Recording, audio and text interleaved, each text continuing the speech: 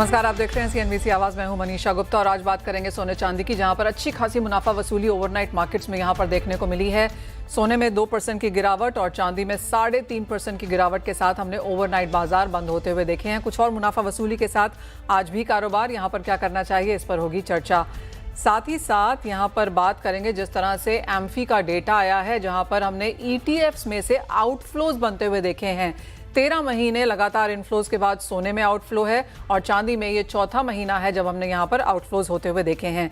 इन सब पर बात करने के लिए हमारे साथ कामा ज्वेलरी के एमडी कॉलिन शाह हैं, ऑप्टिमा मनी के founder Pankaj Matpal and Emirates Investment Bank के डायरेक्टर धर्मेश भाटिया। धर्मेश, आपसे पहले जानना चाहेंगे, जिस तरह से हमने मूवमेंट यहां पर क्रूड में आते हुए देखी है, सबसे पहले कल 5% की गिरावट थी, उसके बाद हमने ओवरनाइट मार्केट्स में यहां पर प्राइसेस को 90 के नीचे जाते हुए देखा, आज फिर से मुनाफा वसूली है।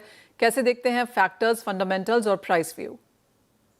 अब देखिए, फंडामेंटली अभी भी जिस तरह मैं कह रहा था कि यहाँ पे आगे के सारे महीने बैकवर्डेशन में चल रहे हैं। इसका मतलब है कि मार्केट में एंटिसिपेशन है कि इसकी जो वॉर की जो स्थिति है वो ईज आउट हो जाएगी, और यही आप देख रहे हैं प्राइस में। प्लस जो नॉन ओपेक कंट्रीज है वो सप्लाई काफी हाई पैमाने पे कर रहे हैं, और सप्लाई अगर देखिए तो यूएस से भी सप्लाई आ रहा है, सऊदी अरब से भी सप्लाई चालू हो चुकी है हैवी क्वांटिटी पे। तो इंडिया, चाइना जो सबसे ज्यादा कंजम्पशन कंट्री है, उन्हें सप्लाई की कोई अभी दिक्कत हो नहीं रही है। जो स्टेट ऑफ हार्मोन्स है अभी भी यहाँ पे ऊंच नीच चल रही है। जो शिपिंग इंडस्ट्रीज है यहाँ के लिए, ये रीजन के लिए यहाँ पे कॉस्ट काफी हाई है, इंश्योरेंस कॉस्ट काफी हाई है। तो ये स्थिति सिर्फ ये रीजन के लिए है, बस बाकी सब जगह से मार्केट में सप्लाई की कोई चिंता हो नहीं रही है। डॉलर इंडेक्स 100 के ऊपर चल रहा है, इन्फ्लेशन भी आप देखिए पीक आउट हो चुका है। तो मेरे हिसाब से छोटी अवधि के लिए अभी भी मुझे लगता है कि काफी यहाँ पे प्रेशर हो सकता है सप्लाई के कारण, और डिमांड एज सच है नहीं हाई। तो मेरे हिसाब से सेलिंग ही बरकरार रहेगी प्राइस में, और मैं एंटिसिपेट कर रहा हूँ कि जो ब्रेंट की स्थिति है वो 88 से 87 डॉलर्स के लेवल्स पे आ सकती है, और WTI मेरे हिसाब से अराउंड 82 टू 83 डॉलर्स के लेवल्स पे आ सकती है। जो वॉर प्रीमियम है यहाँ पे ये सप्रेस हो रहा है, और ये मंदी जारी रह सकती है। डोमेस्टिक मार्केट में मुझे लगता है कि एटलीस्ट 300 से 400 रुपए की कटौती आपको करंट लेवल से देखने मिल सकती है। धर्मेश, साथ ही साथ गोल्ड प्राइसेस पे आपका क्या व्यू है? जिस तरह की कांस्टेंट डिक्लाइंस हैं, 5600 का ऑल टाइम हाई छूने के बाद 4200 के आसपास के लेवल्स। धर्मेश, गोल्ड कैसे देखेंगे? ओके, अच्छा, गोल्ड की बात करें तो गोल्ड में भी again because of the interest rate spike, अगर आप देखिए 10 years yield, treasury yield almost 4-4.5% के ऊपर आ चुकी है, और 30 इयर्स यील्ड 5% के ऊपर आ रही है। इंटरेस्ट रेट की कट की बात नहीं हो रही, इनफैक्ट बढ़ाने की बात चल रही है। तो इस कारणवश आप देखिए मार्केट में काफी प्रेशर आ चुका है, तो डॉलर इंडेक्स 100 के इर्द गिर्द सस्टेन हो रहा है। तो ये पूरा बास्केट प्रेशराइज कर रहा है गोल्ड के शाइन को। इक्विटी मार्केट आउट परफॉर्म कर रही है, और यही है कि मार्केट कहीं ना कहीं गोल्ड में और प्रेशर आ सकता है। मुझे लगता है कि 4000 के स्तर आपको शीघ्र ही देखने मिल सकते हैं। डोमेस्टिक मार्केट की बात करें तो जो 1.5 लाख का जो स्तर है वो मार्केट ब्रीच होते दिखता है, और 1,48,000 टू 1,45,000 के लेवल्स आपको सोने में देखने मिल सकते हैं। मैं सलाह दूंगा स्पेकुलेटर्स को कि ये अच्छा लेवल है, यहाँ पे अभी भी बिकवाली करके आप चल सकते हैं, बट जिन्हें बाय करना है मैं उन्हें रेकमेंड करूंगा वेट एंड वॉच करें। क्योंकि अगर आप देखिए 2022 से 2026 के बीच में सोने का भाव है डबल हो चुका है, डबल से ज्यादा। इनफैक्ट 2000 की कमोडिटी ऑलमोस्ट 5000 के डॉलर पे आ चुकी है। तो कहीं ना कहीं यहाँ पे मुनाफा वसूली स्टार्ट हुई है। ये हेल्दी करेक्शन है, मैं एंटिसिपेट करता हूँ कि अगर ये और डिप होता है तो फिर बाइंग अपॉर्चुनिटी देखने मिल सकती है। प्लस अगर आप देखिए काफी सारे फंड हाउस भी यहाँ पे प्रॉफिट बुकिंग करके इक्विटी मार्केट में पैसे लगा रहे हैं। वेल एब्सोल्युटली, एआई और टेक स्टॉक्स यहाँ पर प्राइम हैं, और बाकी सभी जगह हमने यहाँ पर मुनाफा वसूली आते हुए देखी है, इंक्लूडिंग क्रूड ऑयल, जैसे आपने कहा लोअर लोज बनते हुए नजर आए हैं। हमारे साथ कॉलिन शाह भी हैं। कॉलिन, सबसे पहले आपकी क्या सेंस है यहाँ पर गोल्ड प्राइसेस पे, उसके बाद मार्केट ट्रेंड्स एंड डिमांड की बात करेंगे। सेम आई वॉइस व्हाट जो दूसरे स्पीकर ने भी बताया कि we are in correction mode. इतना एक्सपेक्ट नहीं किया था, आपको सच बोलूं तो, बट जो वोलेटिलिटी है, दिस जियोपॉलिटिकल इशू, फेड ने अभी तक कुछ किया नहीं है, bond rates have gone up, so ये सब जब देखते हैं तो करेक्शन हुआ है। बट मेरे को पर्सनली नहीं लगता है कि बहुत ज्यादा करेक्शन होगा। ये बहुत अच्छा लेवल है एक्चुअली, लॉन्ग टर्म इन्वेस्टर्स के लिए टू एंटर अगेन, बिकॉज ये वापस 5,000-5,500 तरफ चला जाएगा दिवाली तक। ऑलराइट, तो आपको लगता है दिवाली तक यहाँ पर फिर से तेजी देखने को मिल पाएगी? कॉलिन, डिमांड की तरफ अगर यहाँ पर बात करें तो ऑफकोर्स पीएम मोदी की अपील के बाद और वो सारे के सारे मेजर्स जो हमने इंडियन मार्केट्स में आते हुए देखे हैं, आपको लगता है उसका एक इम्पैक्ट है इंडियन डिमांड पर? नहीं, पक्का डिमांड पे बहुत बड़ा इम्पैक्ट आया है एक्चुअली, और अक्षय तृतीया के बाद जनरली स्लो डाउन तो होता ही है, अधिक मास, और जब तक रक्षाबंधन के अच्छे दिन नहीं आते तो ये पीरियड हमेशा ट्रेडिशनली स्लो रहा है, बट जो लास्ट ईयर जो था और से लास्ट 2-3 साल उससे भी ये साल काफी स्लो हो गया है। सो इम्पैक्ट जरूर आया है। ट्रेड इज कॉशियसली ऑप्टिमिस्टिक कि रक्षाबंधन से वापस पिकअप होना चालू हो जाए। वॉल्यूम्स में किस तरह का डिक्लाइन पिछले साल के कंपैरिजन में देखेंगे कॉलिन? Double digit 20-25%। ओके, ये साल because of the duty hike और जो माहौल है, लगभग I think between 50 and 75 tons का ओवरऑल इम्पैक्ट आएगा इंपोर्ट्स पे इन वॉल्यूम। वैल्यू बहुत फ्लक्चुएट हो रहा है, तो वो देखेंगे जैसे साल पैन आउट होता है, बट वॉल्यूम पे इतना फर्क आना है। एक्सचेंज गोल्ड ऑफ कोर्स सभी कंपनीज ने यहाँ पर पुश किया है, स्पेशली इंडियन मार्केट्स में। वहां पर किस तरह के नंबर्स बनता हुआ देखेंगे? सी इंडियन मार्केट में एक्सचेंज हमेशा सारे ज्वेलर्स का 30-40% था। वो आई थिंक लास्ट 1 महीने में शायद क्लोजर टू 50 है। मोस्ट रिटेलर्स आर टारगेटिंग के 50-60% अगले 9 महीने में 8 महीने में उनका बिजनेस जो हो वो एक्सचेंज पे ज्यादा चले, जो एक पॉजिटिव साइन भी है इंडिया के लिए। तो बहुत सारा जो ओल्ड गोल्ड, जो ग्रैंडफादर्स गोल्ड बोलते हैं, जो सेफ में है, वो शायद बाहर निकलेगा and will be recycled back into new jewellery, नए डिजाइन। तो वो अच्छी चीज भी है और उससे आई थिंक एक देश का भी अच्छा होगा और कंज्यूमर को भी बेनिफिट ही मिलेगा उसमें नई डिजाइन का। डायमंड्स में आप किस तरह का सिनारियो देखते हैं? लेकिन क्योंकि काफ़ी ज्वेलर्स, जैसे आपने कहा, एक्सचेंज को पुश कर रहे हैं, डायमंड्स को भी पुश कर रहे हैं कि go for diamonds and lower caratage in sense of gold. आपको लगता है वो एक ट्रेंड है जो यहाँ पर हम बनता हुआ देखेंगे? हाँ, देखो क्या हो गया है, ये गोल्ड प्राइस बढ़ने से जो एंट्री लेवल प्राइस पॉइंट थे, जो 10 से 50 हजार के रेंज की जो ज्वेलरी थी, और जो अपना rising upper middle class, lower middle class, जो पूरे देश में जो यूथ है, जो पहली बार अपने लाइफ में एक पीस ऑफ ज्वेलरी खरीद रहा है, तो वो एंट्री लेवल प्राइस पॉइंट में आज की तारीख में सोना खरीदना 18 और 22 कैरेट में बहुत मुश्किल हो गया है। सो वो लेवल के जो प्राइसिंग है उसमें silver 9 carat specially with diamonds बहुत अच्छी खासा पुश आ रहा है, और वो नेचुरल डायमंड ट्रेड को थोड़ा एक बूस्ट भी मिला है लास्ट 2 महीने डिमांड के हिसाब से। कॉलिन, आगे जाते हुए ऑफ कोर्स ये क्वार्टर थोड़ा सा राइट ऑफ की तरह जा रहा है, लेकिन जैसे आपने कहा Raksha Bandhan and then festivals and then हम शादियों की तरफ और फिर दिवाली की तरफ वहाँ पर जाते हुए नजर आएंगे।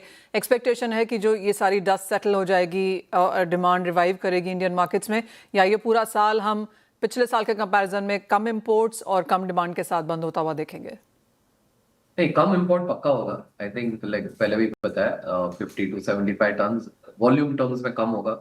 वैल्यू देखना है कि ये 4-4.5 हजार के लेवल से ये वापस 5-5.5 कब तक जाता है। जाएगा जरूर, बट वेदर दिवाली है कि दिसंबर तक, जैसे ये जियो पोलिटिकल इशू सॉल्व होंगे, बहुत सारे जैसे मालूम है आपको यूएस में बड़े आईपीओ भी है, स्पेस एक्स का हुआ, वैसे एंथ्रोपिक, देयर 2-3 बिग आईपीओ, उससे भी बहुत सारा funds I think will get sucked out of the system.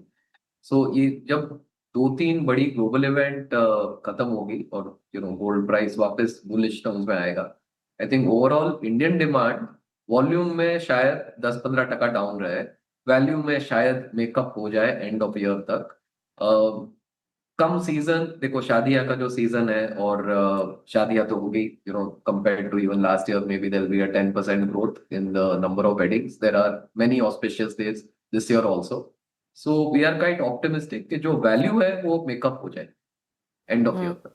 और कॉलिन, बहुत अगर हम सारा इनोवेशन भी हो रहा है, exchange, promotion in lower price point. सी ये जब भी आपको भी मालूम है क्राइसिस आती है, सो सारे इंडस्ट्रीज इज आई थिंक बहुत सारा डिजाइन इनोवेशन, मटेरियल में इनोवेशन, ये सब भी बहुत हो रहा है। सो उसका भी एक शायद पॉजिटिव इम्पैक्ट ही आएगा रक्षाबंधन तक। कॉलिन, एक फाइनल सवाल, आप किस तरह से इस मार्केट को यहाँ पर अप्रोच कर रहे हैं? बिकॉज आप गोल्ड में, डायमंड में, लैब ग्रोन में, सब चीज़ों में यहाँ पर डील करते हैं। जिस तरह का बैकग्राउंड है, किस तरह की स्ट्रैटेजी, किस तरह का विजन आप लेके चल रहे हैं? हमारा पर्सनल विजन हमेशा वो ही रहा है कि वी ट्राइड 10,000 से 1 लाख में फास्ट मूविंग आइटम्स, जो आज फार्मेसी स्टोर में फॉर एग्जांपल पैरासिटामोल हमेशा चाहिए, वैसे हमारी कंपनी इज स्पेशलाइज के वो जो फास्ट मूविंग गुड्स है उसमें ही हम लोग ज्यादा इनोवेशन कर रहे हैं and we want to make sure कि ऐसे समय में स्पेशली व्हेन इतनी सारी अनसर्टनिटी चल रही है, geopolitical, India rupee devaluation, stock market, बहुत सारा अनसर्टनिटी है। So we are making sure that with design innovation, fast moving design, हमारे जो कस्टमर्स है वो उनको स्लज की कोई गुंजाइश ना रहे, कि वो जो भी खरीदे वो काउंटर से बिक जाए। So that is what we are focusing. Point taken. Colin always बहुत शुक्रिया साथ जुड़ने के लिए, प्राइस सेंस देने के लिए, एक्सचेंज नंबर्स, वॉल्यूम और साथ ही साथ किस तरह से आगे आप मार्केट में मूव कर रहे हैं वो भी हमारे दर्शकों के साथ शेयर करने के लिए। वेल, ये तो बात हुई of course jewellery as an industry से, लेकिन ETF के नंबर्स आपकी स्क्रीन पे लेके आएंगे क्योंकि 13 महीने की बाइंग के बाद गोल्ड में हमने एक आउटफ्लो जाता हुआ देखा है। वो आपकी स्क्रीन पे है। 725 करोड़ रुपीस के हिसाब से नेट आउटफ्लो है। चांदी में पिछले 4 महीने से लगातार हमने आउटफ्लोज जाते हुए देखे हैं, तो क्लियरली वो जो रिकॉर्ड नंबर जनवरी में बना था उसके बाद चांदी में बाइंग आई ही नहीं है। रिडेम्पशंस लगातार हमने बनते हुए देखी हैं।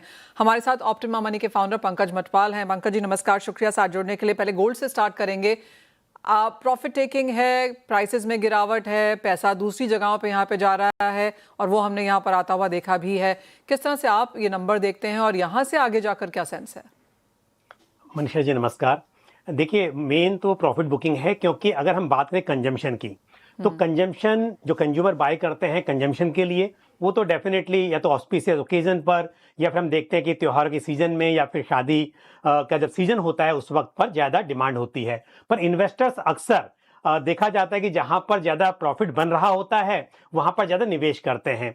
तो हमने देखा कि मई के महीने में जो रिडेम्पशन हुआ उसका मेन कारण यही था कि डिमांड कम होना और प्रॉफिट बुकिंग होना, क्योंकि उससे पहले जब हम देख रहे थे कि काफ़ी सोने में तेजी थी तो और ज़्यादा लोग इन्वेस्ट कर रहे थे, और जैसे गिरावट देखी गई तो इन्वेस्टर ने पैसा निकालना शुरू कर दिया। तो ये यहाँ पर मुझे लगता है कि कुछ बहुत बड़ी बात नहीं है, ये सिर्फ और सिर्फ प्रॉफिट बुकिंग इसका एक मेन रीजन लग रहा है। और क्योंकि वैसे भी सरकार की तरफ से भी जो एक अपील की गई कि इस वक्त सोने में निवेश नहीं करना चाहिए, उसका भी काफी बड़ा फर्क यहाँ पर दिखाई दिया है कि इन्वेस्टर्स ने अपना इन्वेस्टमेंट कम किया है और प्रॉफिट बुकिंग भी यहाँ पर की है, क्योंकि प्रॉफिट बन रहा था। वैसे भी जहां तक बात है कि ऐसे वक्त पर निवेश नहीं करना है या कुछ और निवेश को कम करना चाहिए, और इन्वेस्टर्स का प्रॉफिट बन रहा था, तो निवेश करने का से ज्यादा निवेश से निकलने का एक मौका दिखाई दे रहा था उनको। पंकज जी, आपको लगता है जिस तरह से हमने बैंक्स की तरफ से वो सरप्लस ETF इन्वेस्टमेंट्स में भी एक टेम्पररी हॉल्ट आता हुआ देखा, उसका भी असर है?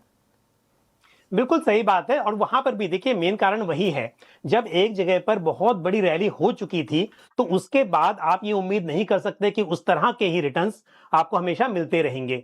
तो जिन निवेशकों ने बहुत ज्यादा निवेश किया हुआ था, चाहे वो टैक्टिकल एलोकेशन हो और उसे थोड़ा सा निवेश को ट्रिम किया हो, या फिर जिन्होंने कम भी निवेश किया था पर लगा कि अब प्रॉफिट हो चुका है, अब यहां से निकल जाना चाहिए, वो भी कारण है।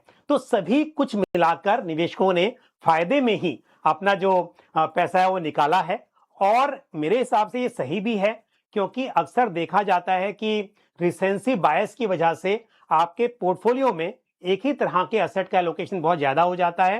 तो ये बनता भी है कि जब जब मौका मिले आपको, तब आपको अपना एलोकेशन सही करना चाहिए। और मेरे हिसाब से ये और कोई वजह नहीं है, ये सिर्फ एलोकेशन को ठीक करना और प्रॉफिट बुक करना ही इसका कारण माना जा सकता है। Point taken. पंकज जी, लेकिन जिस तरह से हमने चांदी में 4 महीनों से लगातार यहाँ पर आउटफ्लोज आते हुए देखे हैं, आई गेट योर पॉइंट, बहुत जोर से चांदी के प्राइसेस गिरे हैं। $120 की चांदी 64-62 के आसपास है।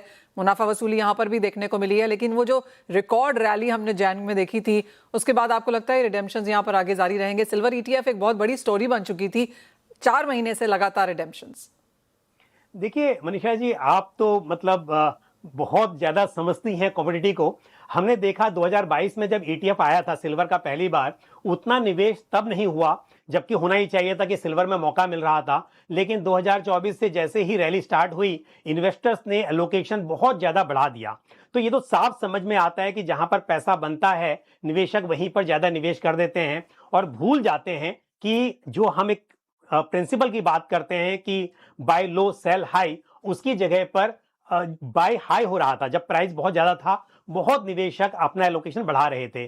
तो उसके बाद जैसे ही गिरावट आई चांदी में, निवेशकों ने निकलना शुरू कर दिया। और मुझे लगता है कि यहां पर तो बहुत से लोगों का नुकसान भी हुआ, कि ठीक है, जिन्होंने कम प्राइस पर इन्वेस्ट किया था वो प्रॉफिट लेकर निकले, वो तो ठीक था, पर बहुत सारे निवेशक मुझे मालूम है कि उन्होंने बहुत हाई प्राइस पर, इवन 4 लाख रुपए पर केजी का जब भाव हो गया था, उसमें बहुत ज्यादा निवेश किया था, तो लॉस के साथ भी निकले हैं। तो इसके लिए ये सिंपल सी बात है कि शायद निवेश बहुत ज्यादा कर लिया था रिसेंट में जो परफॉर्मेंस थी उसको देखते हुए, और उसके बाद कुछ ने प्रॉफिट बुक किया और कुछ ने लॉस में भी अपना लॉस निकाला। पर आगे के लिए एक समझदारी की बात होगी कि अपना एलोकेशन सिल्वर में स्पेशली देखा जाए, क्योंकि यहां पर उतार चढ़ाव सोने से ज्यादा होता है, तो लिमिट में रखें और उतना ही पैसा लगाएं जो आपको एलोकेशन के हिसाब से रखना चाहिए। ये सिर्फ बहुत ज्यादा प्रॉफिट बनाने के चक्कर में इस तरह का एलोकेशन ना बढ़ाएं चांदी में, तो शायद ये एक अच्छा निर्णय होगा। ओह एब्सोल्युटली। जिस तरह से हमने सोने चांदी के प्राइसेस को ऑल टाइम हाईज पे जनवरी में जाता हुआ देखा था, क्लियरली एक ओवर एक्सपोजर यहाँ पर इन्वेस्टर्स की तरफ से आता हुआ नजर आया था। और जैसे आपने कहा पंकज जी की एक रीस्ट्रक्चरिंग का मौका है यहाँ पर, रिडेम्पशंस, प्रॉफिट टेकिंग, और जिस तरह से प्राइस डिक्लाइन है, पीएम अपील है, उस हिसाब से हमने यहाँ पर आते हुए देखे भी हैं। वेल, इसी के साथ एक ब्रेक का भी समय है, लौटेंगे और लेकर आएंगे बॉन्ड स्ट्रीट।